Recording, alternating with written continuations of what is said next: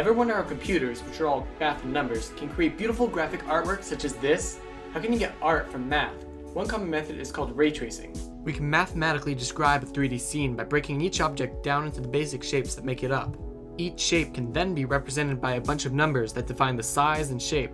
Rendering is the process of taking those numbers and creating a realistic image of the scene. Thus, rendering is basically virtual photography, and ray tracing is one of the most common methods of rendering.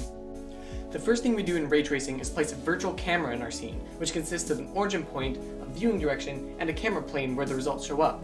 The camera then sends out rays from its origin through each pixel on the camera plane and into the scene, then calculates where the ray hits an object and finds the color and intensity of the light reflected off that point back toward the camera. But how do we find out how much light is reflected off that point? Enter the rendering equation, the equation that bridges the worlds of mathematics and art.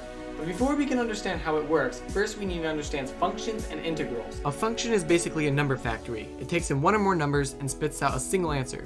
If we take a number line and plug in each point on the number line into the function and use the output to tell us how high to move each point on the line, then we get a curve whose shape depends on what function we use. Now suppose we want to find the area between the curve and the number line. One way we could do that is by breaking up the area into a bunch of skinny rectangles and adding up their areas. The more rectangles we have, the closer the area of the rectangles is to the actual area under the curve. What integrals do is sum up the area of an infinite number of tiny rectangles to find out the exact area under the curve. So now for the rendering equation. L for light on the left side of the equation is just a function that spits out the amount of light reflected back off point X in the direction omega O, which typically points back to the camera. To calculate that, we first look at LE, the light emitted from that point. This will be a large number for lights and 0 for most surfaces. Next, we add the light reflected off the point using a special integral. The capital omega represents every direction that light could come from. The integral then splits up that hemisphere into an infinite number of rays and sums up the light coming from each ray. The reason we can't just send a couple of rays toward each light source is that the point will often reflect light that has first bounced off another surface. Then, for each ray the integral sends out, we plug in the new intersection point and the integral ray back into the L function to find out how much light is shining off that point back to the original point. Ideally, this would go on infinitely long. Practically, after several bounces, we just assume no light is coming from that path. The BRDF is where most of the magic happens. Different surfaces reflect light differently. Some reflect light in only one particular direction, and some evenly in every direction.